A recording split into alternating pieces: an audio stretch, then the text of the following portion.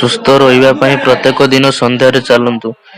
ଦୀର୍ଘାୟୁ ସୁସ୍ଥ ରହିବା ପାଇଁ ଏ ରୋଗଠାରୁ ଦୂରେଇ ରହିବା ପାଇଁ ସବୁଠାରୁ ସହଜ ଉପାୟ ହେଉଛି ନିୟମିତ ଚାଲିବା। ଏହା ଶରୀର ସହ ମସ୍ତିଷ୍କକୁ ସୁସ୍ଥ ରଖିଥାଏ। କିଛି ଲୋକ ପ୍ରାପ୍ତ ଭ୍ରମଣକୁ ତ କିଛି ଲୋକ ସନ୍ଧ୍ୟା ସମୟରେ ଭ୍ରମଣ କରିବାକୁ ପସନ୍ଦ କରିଥାନ୍ତି।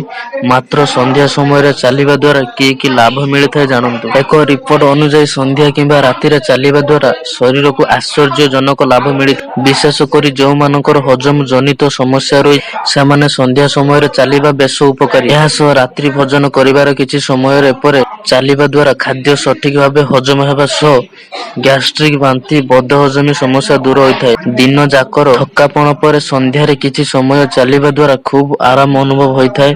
ଏହା ଦ୍ୱାରା ଶରୀରର ମାଂସପେଶୀ ସକ୍ରିୟ ହେବା ସହ ଶରୀରକୁ ଆରାମ ମିଳିଥାଏ। ଦିନ ଯାକର ଥକାପଣ ପରେ ସନ୍ଧ୍ୟାରେ ଚାଲିବା ଦ୍ୱାରା ଶରୀରକୁ ଶକ୍ତି ମିଳିବା ସହ ଖୁବ୍ ଆରାମ ଅନୁଭବ ହୋଇଥାଏ।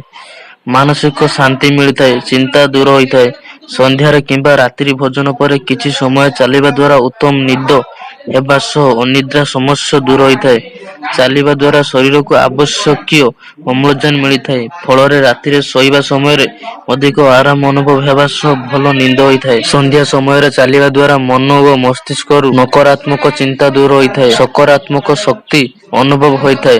ଦୁଶ୍ଚିନ୍ତା ସମସ୍ୟାକୁ ଦୂର କରିଥାଏ। ସନ୍ଧ୍ୟାରେ ଚାଲିବା ଦ୍ୱାରା ଓଜନ ନିୟନ୍ତ୍ରିତ ହୋଇ ରହିଥାଏ। ସନ୍ଧ୍ୟାରେ ଚାଲିବା ଦ୍ୱାରା ଫ୍ୟାଟ ହ୍ରାସ ହୋଇଥାଏ।